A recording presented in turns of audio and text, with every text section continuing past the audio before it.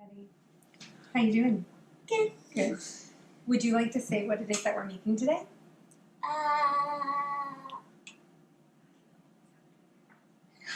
Honey oat sourdough bread. Honey oat sourdough bread.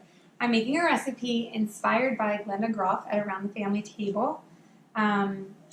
She has a lot of wonderful sourdough recipes if you want to check those out. So we've already started this recipe because the first 10 minutes require oats to be soaking, so I didn't really want to include that, okay? Okay, so in my mixer, in my KitchenAid mixer, I have the oats. Yeah, do you know how many oats are in here? Well, it's not just oats, they're ground oats. I took old-fashioned rolled oats and ground them in my blender. You can do it in a food processor. I did. But we took 3/4 of a cup of ground oats and 1 3/4 cup of filtered water, okay? So we've had that in here for 10 minutes, right? Okay, we are going to add our other ingredients. We have our sourdough starter. If you know anything about sourdough, you want to hold it? Okay, it requires a starter, an active starter for this recipe, okay? You cannot pull out a starter from, I'm going to go ahead and do this while you hold it. You cannot use a starter that you pull out of your fridge or something that's not bubbling or active. So, all right, here we go. This is 2 1/4 cups of sourdough starter. Go ahead, tip it over. You're going to tip that over. We're going to add that to our blender. Good job. I love the smell of sourdough. It smells really good. Okay, you can't pull the bowl back though. It's going to spill. All right. We eat a lot. We eat a lot of sourdough? Ah, okay. Let me see that real fast. Yeah. Okay. Sourdough in. Don't do that. Sour. We have 3 tablespoons of honey. Honey. Okay, we're going to add that. Okay. Should I use this much for my tea? You should never use that much for your tea. Okay, put that Then down. how can we use it for the bread? Because it's a lot of bread we're making. Okay, some oil. Go ahead, grab that. This is avocado oil, 3 tablespoons. You're happy it's not olive oil. Yeah. You wouldn't have been able to taste it at the end if it was olive oil. Okay, you can stack that right in there. What do we have here? Next.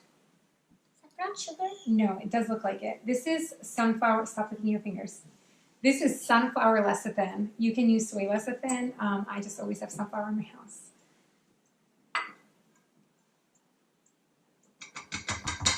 All right. Make it fall on my hands. Oh, sorry. I'm not trying to do that. Okay. And we have, hold on, don't pick this up and dump it. 4 cups of flour.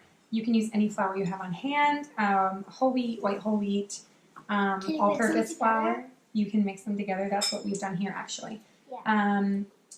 A white whole wheat would create a better bread. A whole wheat would be denser. I'm going to go ahead and start this machine first, okay?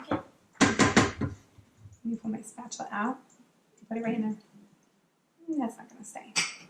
There we go. Okay. I have my dough hook attachment. All right, we're going to have to speak louder now. Ready? Yeah. Now, I'm going to get you a spoon. You're not going to hold this bowl. And you're going to take a spoon, and you're going to just slowly add some slow. We're going to add this until it's mixed well.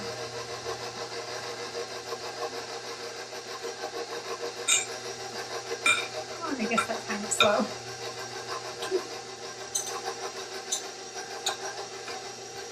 Okay, ready? Okay, move your spoon. All right.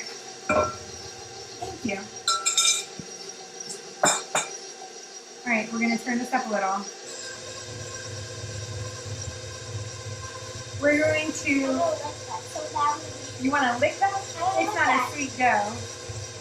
We're going to mix until combined, and then the goal here is to, after we've mixed these ingredients, we'll add a little bit more flour until we see that it's pulling away from the sides. We want we don't want a super sticky dough, but a little bit sticky, but it's pulling off of the sides.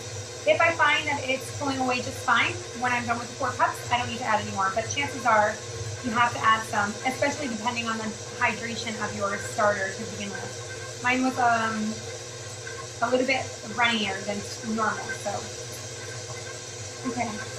So what's your favorite sourdough recipe? Cheese sourdough crackers. Cheese sourdough crackers. We'll do a video about those. I'll let you do that one all on your own. Okay.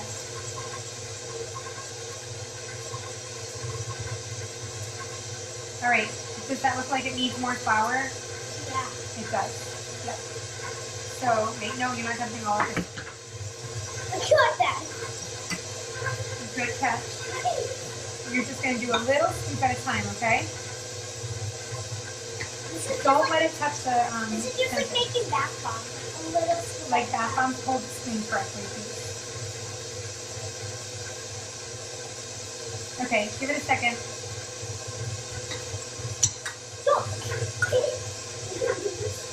Okay, do not go all the way in, okay?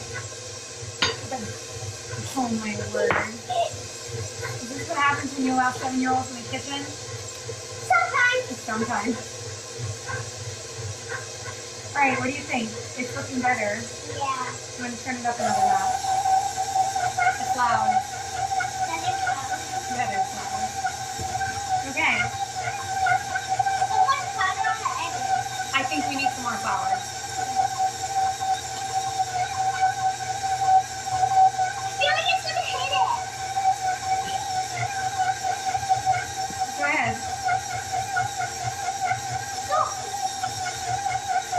We're getting some of it in. All right.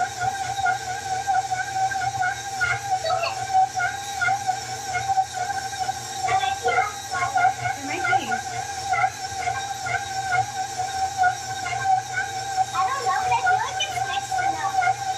Almost. Almost there.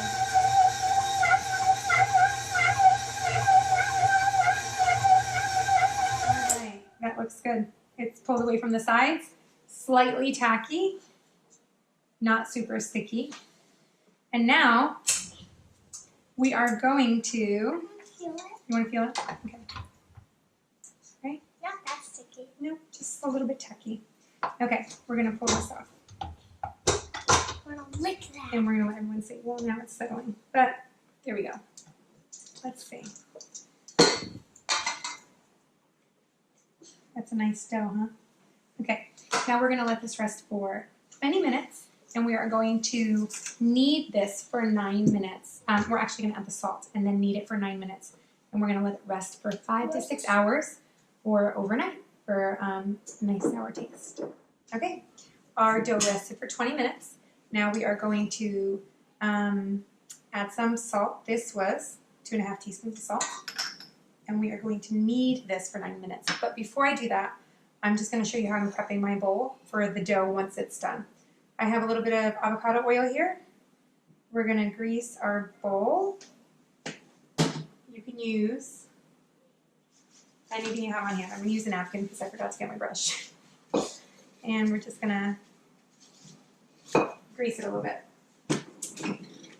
Once we're done kneading for 9 minutes, we're going to pop it in the bowl for 5 to 6 hours or overnight covered.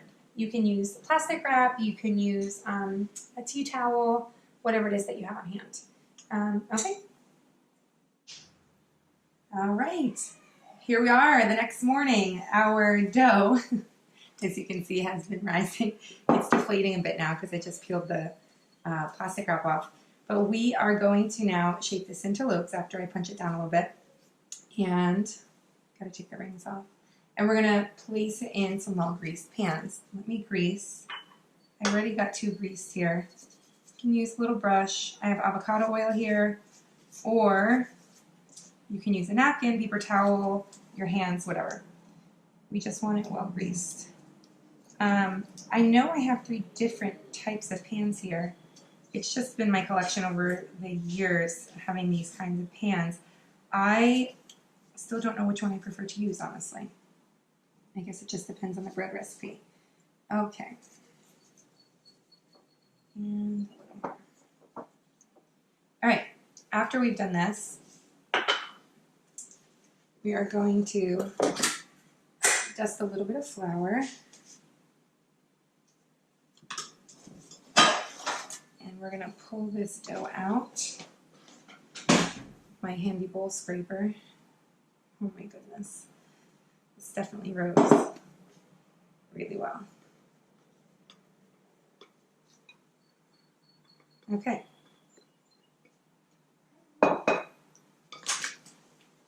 And I'm going to make 3 loaves out of this. It's probably going to be 3 smaller loaves. Yeah. Let's see.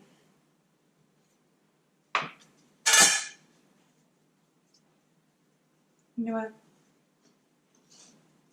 I'm going to make 2 loaves out of this. I'd rather have 2 bigger loaves than 3 smaller loaves. And we are going to just shape it. So there's so many different techniques you can use to shape a dough. I'm going to want to get this mixed up together really well. Oh, it's so cold. I had it in the fridge all night after my few hours. So you can kind of roll it into itself to create a loaf. Put the seam side down. Let's make that a little more even. Okay. I think I'm going to use this little extra piece for a little bun or something. Okay. We don't really have much stretching and stuff to do at this point. We kneaded it last night, and this is a pretty simple recipe. Just rolled it into shape. You can mold it with your hands. All right, and here's the other one. Now we are going to cover these up with a tea towel, a clean tea towel, or some plastic wrap, and we're going to let them sit in a warm spot for 1 to 2 hours until they're doubled in size. You can put it in a proof setting if you have that on your oven. You can just put it by your oven, in the oven with your light on, but do not turn your oven on, or just somewhere that's not drafty and cold. So 1 to 2 hours, and we'll be back. All right, we're back. Our bread is proofed. Let's have a look. Ooh, this one's a little funny looking, but look at that.